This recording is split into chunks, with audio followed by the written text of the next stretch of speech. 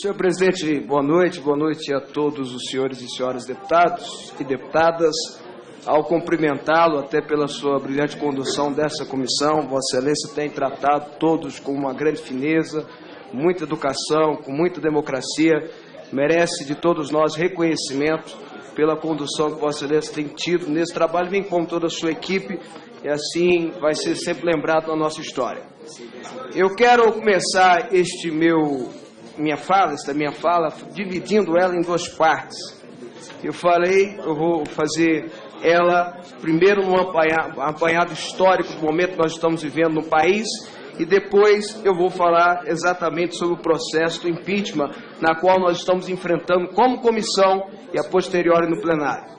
Nós estamos vivendo, senhoras e senhores, e o público que nos assiste, a maior crise, na minha concepção, política, pelo menos na que diz questão de relacionamento entre poderes. Os poderes não se relacionam mais. O poder legislativo, o poder executivo não se relaciona mais. O poder judiciário é chamado muitas vezes a intervir em assuntos que não lhes são cabíveis, mas mesmo assim o faz, porque exatamente nesse quesito está faltando relacionamento entre poderes naquilo que foi constituído como república. Nós estamos vivendo uma crise de autoridade no Brasil. Nós temos um sistema presidencialista em que o presidente não governa, não manda, não conduz, não faz, não é escutada. E quando é escutada, recebe por grande maioria da população o que ela fala de uma forma incompreensível, muitas vezes. Nós estamos vivendo um momento de crise de economia, a nossa economia está desfacelando. A população já está vendo isso, não só com seus olhos, mas sentindo com seu bolso. A situação é de total estagnação econômica. Nós estamos entrando e vamos entrar no final desse ano, tecnicamente, em depressão econômica, algo que não acontecia há décadas no nosso país. 3 anos de retração econômica. Nós estamos vivendo um momento de tanto violência na forma econômica, no modo de dizer, que nós já estamos vivendo a crise econômica que hoje gerou mais de 10 milhões de desempregados no Brasil. Vamos chegar a 11 até o mês de junho. 100 mil lojas foram fechadas. Isso quer dizer que tem mais desemprego aí. Menos pessoas pagando imposto, menos recursos entrando. E a crise só vai aumentando, só vai aumentando, só vai aumentando. O endividamento público é histórico. Nunca se deveu tanto. Não só o governo que está devendo muito, mas o povo está devendo muito também. Recente pesquisa, mais de 50% da população está devendo no crediário, está devendo crédito, está devendo um bocado de coisa. Está todo mundo vivendo de crédito hoje no Brasil. Seja de cheque especial, seja de financiamento de carro, seja de financiamento de alguma coisa. Crise moral. Senhor presidente, senhor relator, senhores deputados e deputadas, nós estamos vendo a nossa maior crise moral da nossa história. O maior escândalo de corrupção da história brasileira, chamado Petrolão. Bilhões e bilhões desviados da nossa, que era a principal empresa, talvez a maior empresa da América Latina, até pouco tempo atrás. Eu disse isso na tribuna esses dias para trás. Há 15 anos atrás, ninguém pensava que a Petrobras podia chegar onde chegou, à beira da falência. Ninguém pensava isso. Muito pelo contrário, todo mundo falava, olha, pode investir, que a Petrobras vai continuar. E olha onde nós chegamos a Petrobras. Eu respeitei todo mundo, senhor presidente. Por favor, gente, silêncio para a gente ouvir com respeito aqui. Talvez, senhor presidente, nós estamos vivendo o maior escândalo da história da humanidade, porque não tem registro em nenhum lugar do montante desviado como foi desviado agora nessa crise.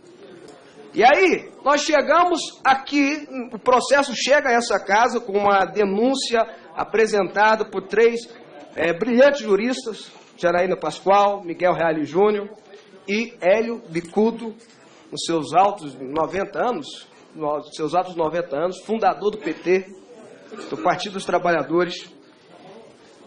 Instalamos essa comissão, onde o relator Jovair Arantes, e aí eu rendo-lhe as homenagens, porque Vossa Excelência fez um trabalho que é digno de receber elogios por todos nós e também por todos aqueles que entendem um pouco daquilo que está acontecendo no Brasil. Eu disse a Vossa Excelência que Vossa Excelência entrou na história. E é bom dizer que o deputado Jovair Arantes, por mais que tenha feito comentários pertinentes na minha concepção, se ateve restrito àquilo que foi denunciado. Está no seu relatório, que nós estamos discutindo aqui. Mas esse relatório, senhor presidente, é bom que se diga, e a população que está nos assistindo e vendo e ouvindo saiba, poderia ser maior. Poderia ser maior, porque se a gente pegar aqui a Lei 10.079 de 1950 e a Constituição Federal, a gente vai ver que tem muitos outros artigos que poderiam ser muito bem encaixados e não foram porque não estavam na denúncia. Mas aí estão dizendo que com a decisão do eminente ministro Marco Aurélio, poderá se abrir outros processos de impeachment aqui nessa casa, e eu, com toda sinceridade, acho que o Brasil não aguenta isso. Acho que o Brasil não aguenta isso, mas com mais vazamento jurídico, ou melhor dizendo, com mais informações, que vazamento jurídico esse tem, mais informações, porque vieram depois que a denúncia chegou aqui. Por exemplo, o que foi apresentado pela Ordem dos Advogados do Brasil.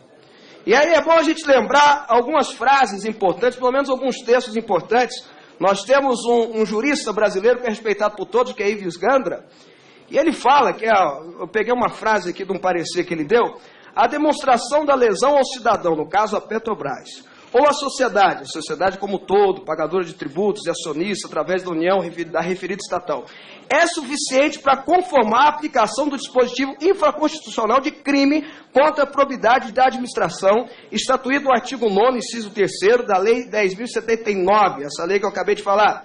Mesmo que não houvesse o dispositivo infraconstitucional que diz menos que a própria lei suprema, seria a lei maior, auto-aplicável à nossa Constituição Federal, e os crimes contra a probidade de administração, culposo ou doloso, praticados por quem está no comando da nação, poderiam dar causa à abertura de eventual processo que, reitero, quem está dizendo é Ives Gandra, não sou eu, é mais político que jurídico, o impeachment. Continuando. Nós não podemos aqui, senhor presidente, deixar de considerar todas essas informações que foram apresentadas na hora de fazermos o nosso voto. Por mais que o processo possa e deve se ater naquilo que foi apresentado no relatório do relator, do ilustre relator Jovair Arantes, nós somos pessoas pensantes, somos entes políticos, somos cidadãos, que de certa forma também fomos lesados e precisamos se ater não só ao que aconteceu conosco, mas o que está afligindo a toda a sociedade, no modo geral. Em especial naqueles que confiaram em nós e nos colocaram aqui, na qual eu rendo a minha homenagem aos meus eleitores de Goiás. Há, evidentemente, quesitos políticos também que têm que ser considerados. É o que eu quero fazer e acho que todo mundo deve fazer. Bem como falou o ex-ministro do Supremo Tribunal Federal, Eros Graus, se eu não me engano, o deputado Jovair trouxe no seu relatório, diga-se de passagem, indicado no governo do presidente Lula, abre aspas, quem procedeu corretamente não teme enfrentar o julgamento pelo Senado Federal. Já o delinquente faz de tudo procurando escapar do julgamento. A simples adoção desse comportamento evidencia a delinquência.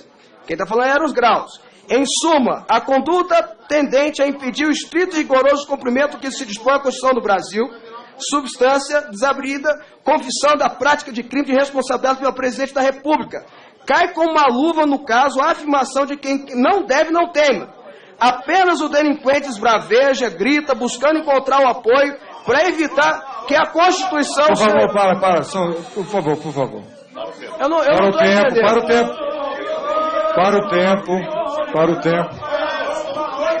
Dá o tempo aí. Só um minutinho. Senhor presidente, a falta de respeito comigo, estou desde as 3 horas da tarde sentado aqui, senhor presidente, para falar. Estou desde as 3 horas da tarde tentando falar aqui, senhor presidente.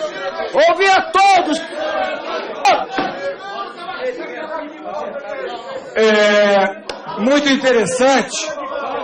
É muito interessante observar, o povo brasileiro está observando com atenção, não seria um cartaz, ou uma placa, ou uma mensagem que muda a convicção já ou não formada de cada parlamentar. Deputado Nilson Leitão, deputado Paulo Pimenta, deputado Zé Geraldo, deputado Orlando, deputado Júlio Lopes, deputado Marum, deputado Abiakel. Senhor presidente, já estamos aqui há mais de 7 horas de sessão e temos mais de 7 horas de sessão pela frente, pelo visto. Deputado Leitão, volta 2 minutos do tempo do... 2 minutos, foi no mínimo 2 minutos. Agradeço a você. Vai para 8h16, por favor. E Vossa Excelência... Só repõe 2, claro. Vossa Excelência pode continuar com o seu pronunciamento. Muito obrigado, deputado Zé Geraldo. Muito obrigado, Pimenta. Muito obrigado. Muito obrigado pela gentileza de respeitar a fala do parlamentar. É que eu vou dar mais 2, né? Perfeitamente. Senhor presidente, senhores deputados, eu respeitei, quando o deputado Paulo Pimenta falou, eu respeitei. Vossa Excelência tem a conduta absolutamente respeitável. Sempre respeitando o tempo inteiro todos os pronunciamentos. Vossa Excelência, deputado, tá bom, Vossa Excelência quer... Ok, Vossa Excelência está com a palavra. Não, okay. por quê? Vamos lá, não. Vai. É que ele não quer falar para isso. Vamos até quando o povo brasileiro merecer respeito, ou seja, infinitamente. Vai, deputado, por favor. Não, eu queria só mencionar que eu concordei com a deputada Benedita quando ela disse que a gente tem que aprender a se virar com quem pensa diferente com a gente. Vamos lá, deputado. Vamos lá, senhor presidente, vamos lá. Dito que Eros Graus disse, ministro do Supremo Tribunal Federal, nós temos a certeza que não há um golpe sendo formado, muito pelo contrário, o processo do impeachment obedece a todos os preceitos legais. Foi determinado o rito pelo Supremo Tribunal Federal e o que nós vamos decidir e votar é algo que está totalmente dentro da proteção constitucional no nosso país. E é bom lembrar também, senhor presidente, que no caso do impedimento, que é o que nós estamos discutindo e debatendo aqui, quem assume é o vice-presidente da República, que não recebeu um voto das pessoas que fazem parte do meu partido ou que votaram no outro candidato. São pessoas... Quem votou no vice-presidente da República e foi eleito para isso, foram exatamente quem votou na presidente Dilma. Como é que está tendo um processo assim de golpe e outras coisas mais que a gente escuta tanto falar? Mas vamos pensar mais adiante, senhor presidente. Está na hora de nós começarmos a pensar no pós. É sério. Buscarmos uma união nacional. Porque a onça vai beber água, não tem jeito. O processo vai se concretizar daqui uma semana, alguns dias. Depois nós temos que pensar o que vai vir depois. Uma união nacional, buscarmos construir pontes, buscarmos unir a população, buscarmos projetos que construam a realidade que a sociedade brasileira quer viver. Senhor presidente, esse impeachment que está sendo discutido e debatido aqui nessa casa, pelos nobres deputados, sempre muito educados, não pode ser interpretado apenas como desse governo, do governo da presidente Dilma. E eu digo, estou falando aqui, uma pessoa que tem total consciência que o partido que ora está no governo não inventou corrupção. Isso já acontece há muito tempo. Em vários lugares do mundo, tanto é que agora nós temos um tal de Panama Papers que está demonstrando isso. O que nós precisamos derrubar, senhor presidente, com esse impedimento, é o sistema político que ele representa. Esse sistema de cooptação, esse sistema de fazer coisas escusas, esse sistema de eleger fazendo o diabo. É isso que nós precisamos combater. Esse impedimento tem que ser visto desta forma. Porque a gente tem que pensar o pós, porque vem um pós aí. E eu acho que a sociedade brasileira acordou com isso. Quando instituímos aqui a lei, aqui, eu não fazia parte do Congresso Nacional ainda, eu era deputado estadual, mas foi instituído por força popular. O projeto Ficha Limpa foi o começo disso. E agora está nessa casa já o projeto que eu acho que vai ser o próximo passo dessa limpeza, que é as 10 medidas apresentadas pelo Ministério Público Federal, que nós vamos discutir contra a corrupção, que nós vamos discutir nessa casa. Vamos ter que discutir e vamos ter que aprová-la. Não tem jeito. A população vai ficar no nosso pé para isso. Dito isso, senhor presidente, eu quero respeitosamente com aqueles que pensam diferente de mim. Aquela máxima tem que valer. Eu sou totalmente favorável à liberdade de expressão. 100%. Você pode falar, eu posso não concordar, Mas eu vou lutar até o fim para você ter o direito de falar. Mesmo eu não concordando, mesmo às vezes eu achando até que é besteira o que você está falando. Mas eu vou lutar para isso.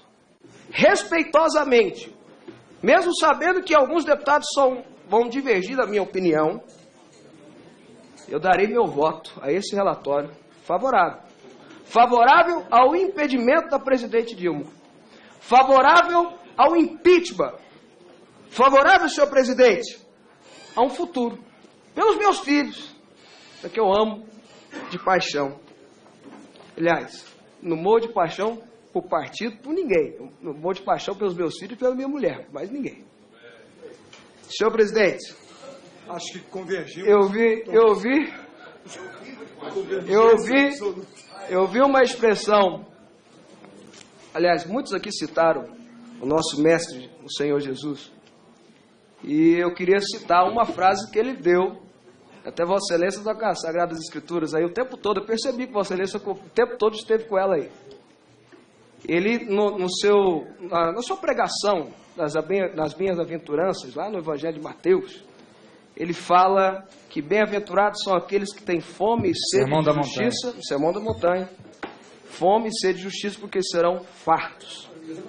Eu termino dizendo, senhor presidente, que só posso dizer, Deus abençoe o meu país.